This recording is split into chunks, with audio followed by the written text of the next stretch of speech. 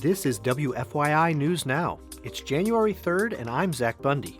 On today's show, Sullivan County gets a new fish and wildlife area, a report on workplace injuries in Indiana, and Indiana University aims to be carbon neutral by the year 2040. A simple example at home is your laptop probably gets warm as you use it. That heat is wasted off, it's just vented out into your home. So we have that at a lot bigger scales at the university, whether it's through a data center or through a central heating plant. Those stories coming up, but first. State lawmakers are listing education funding as one of their top priorities for the upcoming legislative session. But as Indiana Public Broadcasting's Kirsten Adair reports, Democrats and Republicans are deeply divided on how to distribute funding.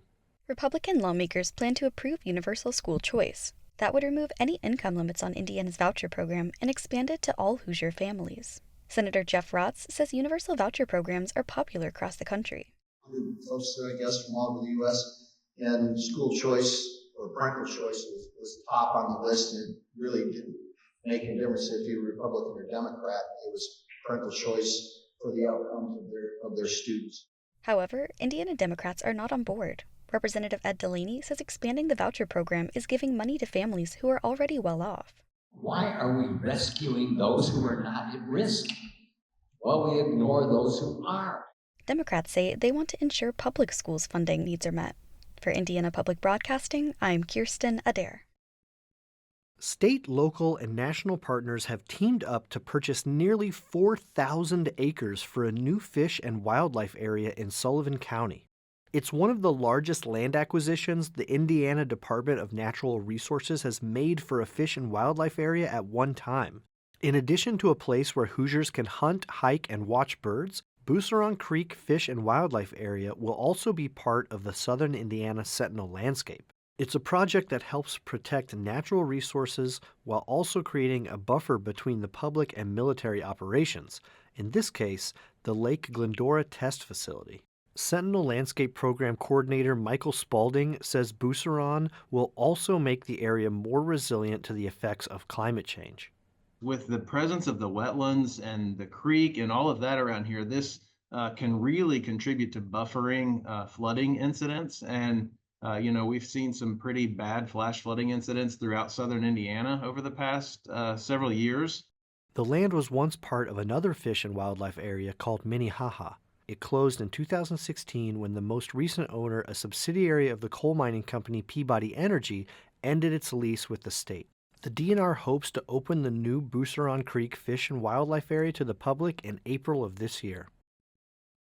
Last year, fewer than 3% of full-time workers in Indiana experienced workplace injuries or illnesses, according to a federal estimate. Indiana Public Broadcasting's Timoria Cunningham reports not all injuries and illnesses are covered by workers' compensation. Workers' compensation is an insurance program required by law for most employers that can provide income and medical benefits to people who are injured on the job site and unable to work as a result. Linda Hamilton is the chair of the Workers' Compensation Board of Indiana. She says it's important to know what's covered under the program. For example, personal health issues and injuries that weren't directly caused by one's work are not covered by workers' compensation. Diabetes is a good example of something that it might cause you to have some problem in the workplace, and it wouldn't be covered under workers' comp because it's strictly personal to you. Hamilton says if a worker can't reach an agreement with their employer about whether an injury or illness qualifies, the employee should contact the Workers' Compensation Board. For Indiana Public Broadcasting, I'm Timoria Cunningham. Most Hoosiers who are unable to work for more than 7 days due to a workplace injury or illness are entitled to weekly benefits worth up to 2/3 of their average weekly wage over the last year. And for our final story today, Indiana University aims to be carbon neutral by the year 2040. This past year, IU selected committees to start implementing that plan on its campuses. Indiana Public Broadcasting's Rebecca Thiel tells us more about what the university has done so far. Chief Sustainability Officer Jessica Davis says the past year has mostly been about studying what it will take to do the projects IU identified and how much they'll cost. Among other things, that includes how to use waste heat to power IU's buildings. A simple example at home is your laptop probably gets warm as you use it. That heat is wasted off, it's just vented out into your home. So we have that at a lot bigger scales at the university, whether it's through a data center or through a central heating plant. Davis says IU is looking into how best to electrify university vehicles and campus buses and how to ensure there are enough charging stations in the right places. She says the university is also working to make new buildings at IU Indianapolis solar ready. For Indiana Public Broadcasting, I'm Rebecca Thiel. University of Notre Dame, Ball State University, and Indiana State University all aim to reach carbon neutrality by 2050.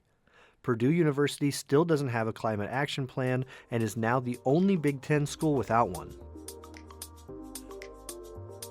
That's all for today's episode of WFYI News Now. Our podcast is produced by Drew Daudelin and Zach Bundy, with support from the news team at WFYI and public media journalists across the state. Our news director is Sarah Neal-Estes. Kendall Antron produced our music. And sitting in for Abriana Herron, I'm your host, Zach Bundy. If you liked today's episode, remember to subscribe and share, and follow WFYI on Instagram, TikTok, Facebook, and YouTube to check out our newsroom throughout the day. Thanks for listening, and we'll be back Monday.